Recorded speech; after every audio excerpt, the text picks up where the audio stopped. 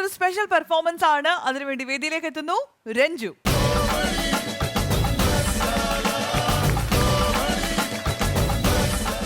നമസ്കാരം രഞ്ജു. നമസ്കാരം. എവിടെയാണ് സ്ഥലം? പത്തനംതിട്ട. പത്തനംതിട്ടക്കാരനാണ്. ഓക്കെ, എന്താണ് ഇന്ന് ചെയ്യാൻ പോകുന്നത്? ഞാനിപ്പോ മലയാളത്തിലും തമിഴിലും കുറച്ച് താരങ്ങളുടെ ശബ്ദാനുകരണമാണ്. ഓക്കെ, അപ്പൊ ആദ്യമായിട്ട് ആടിലെ സൈജു ഗ്രൂപ്പിന്റെ വോയിസ് ചെയ്യാം. ഓക്കെ. അറക്കലബു. കഴിഞ്ഞ ഓണത്തിന് കൈപ്പുഴ കുഞ്ഞപ്പന്റെ കൈയെടുത്തപ്പോ കട്ടച്ചോരയാ മുഖത്തെടുത്തത്. അത്രയ്ക്കും ബലത്തിലൊരു പീറാണ്. നീ ഇതിനെ വണ്ടിയൊക്കെ എടുക്കലേട്ടേ ഷാജിട്ടാ, എന്നെ കൊണ്ട് പറ്റുമെന്ന് തോന്നില്ലേട്ടാ. ഇതല്ല ആരുടെ ഇറക്കാൻ പറ്റുമെന്ന് തോന്നില്ല. കാട്ടിലിട്ടിട്ട് പോയിരിക്കാനാ ഞാൻ അങ്ങനെ പറഞ്ഞത്. ഏറ്റവും മുമ്പെയാണ് ഞാൻ ഒരു കോഴിക്കുഞ്ഞിനെ പോലെ പറഞ്ഞിട്ടില്ല.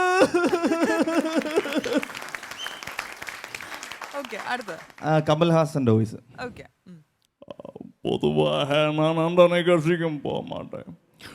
இந்த மாதிரி ஒரு ஃபங்க்ஷனுக்கு வந்த ஒரு ரீசன் தான், எனக்கு மெமக்கிறேன்னா ரொம்ப பிடிக்கும். அதெல்லாம் இப்போ இங்கே வந்தேன். இல்லை, இப்போ எல்லாம் மெமக்கரி பண்ண முடியாது. வேணும்னா ஒரு சாங் உங்களுக்காக. கண்மணி அன்போட காதலே நான் எழுதும் கடுதமே. கடுதனை வச்சுக்கலாம்ல? சொல்லுங்க, அதாவது இருந்தால் சொல்லுங்க, நான் பண்ணிக்கலாம். അടുത്തായിട്ട് ബൈജു. പഴയ സിനിമകളും പുതിയ സിനിമകളൊക്കെ ബൈജു ചേട്ടൻ്റെ അതിന്റെ ഇന്റർവ്യൂ വോയിസ്. എൻ്റെ മുത്ത് ഞാനിവിടെ വിദ്യാലയത്തെ കോളേജിലാണ് പഠിച്ചിരുന്നത്. അപ്പോൾ ഇതുപോലെ ഒരു ദിവസം പ്രൊഡക്ഷൻ കൺട്രോളിൽ വന്നിട്ട് പറഞ്ഞു 10 വന്നിട്ട് പിള്ളേരെ വേണമെന്ന് പറഞ്ഞു. അപ്പോൾ ഞാനും പോയി. അവിടെ ചെന്നപ്പോൾ നമ്മുടെ പ്രൊഡ്യൂസറിൻ്റെ ഒരു അനിയന്തരൊക്കെ ഒരുത്തം ഉണ്ടായിരുന്നു കേട്ടോ. അപ്പോൾ ഇവ ഡയലോഗ് തെറ്റിച്ച് പറഞ്ഞു. അപ്പോൾ ഞാൻ എന്തിനാ ഞാൻ കയറി പറഞ്ഞ സാറേ ഞാൻ പറയാമെന്ന് പറഞ്ഞു. അങ്ങനെ ഇടിച്ച് കയറി. പിന്നെ മലയാളത്തിൽ കുറച്ച് പടങ്ങൾ കേട്ട് പോകുന്ന കാര്യങ്ങൾ. അടിപൊളി. അവിടെ സുരേഷ് കൃഷ്ണയുടെ വോയിസ്. അപ്പൊ ഇദ്ദേഹത്തിന്റെ ദുൽഖർ കമ്മട്ടിപ്പാടത്തെ ലാസ്റ്റ് പറഞ്ഞ ഡയലോഗ് സുരേഷ് കൃഷ്ണയാണ് പറയുന്നതെങ്കിൽ എങ്ങനെയായിരിക്കും എന്നുള്ളതാണ്. അതോടോ ഞങ്ങള് തെരുവ് പട്ടികളോ. തെരുവ് പട്ടികൾ കൊടകമകളല്ല, പക്ഷേ തമ്മിൽ കൂറുണ്ട്. ചത്താലും ഞങ്ങൾ ഒറ്റ കെട്ട.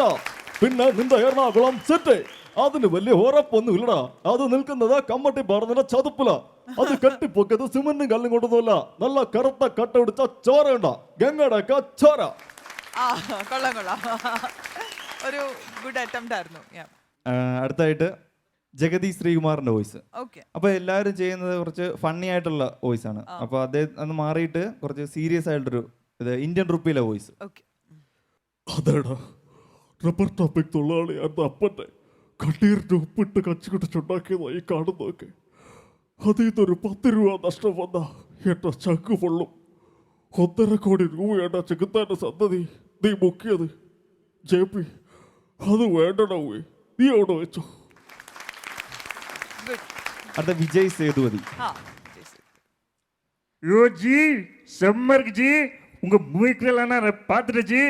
இல்லை ஒரு பழி பண்ண இன்னும் வேற லெவலுக்கு போகலாம். அது புரிஞ்சுதா? கூதா பெண்ணா அப்படி இருக்கணும், கூதா மாதிரி இருக்கணும். സൂര്യയുടെ വോയിസ്. எப்படி இருக்க? நல்லா இருக்கு எல்லாரும். ஒழுங்கா இருந்தா நம்ம ஜெயிச்சிடும். இப்பெல்லாம் தகுதி இல்லாதவெல்லாம் தகுதி இருக்கிறவெல்லாம் போயிட்டுங்க. டாடா போலீஸா? போலீஸ் எல்லாம் நம்மளால செட் ஆகுது. நம்ம இப்படியே வர റൂട്ട്ക്ക് போறேன். Very good very good. Surya കലക്കി. ഇനി വിനയ് ഫോർട്ടിന്റെ ഒരു വോയിസ്.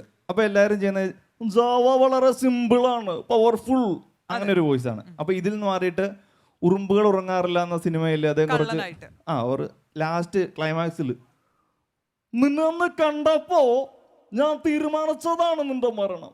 നിന്റെ മുറിച്ചവി അന്വേഷിച്ച് 6 മാസം നിന്റെ പിന്നാലെ ഉണ്ടായിരുന്നു ഞാൻ. നിനക്ക് മനസ്സിലായോ? മനസ്സിലായില്ലെങ്കിൽ ഞാൻ ഒന്നുകൂടെ പറഞ്ഞുതരാം.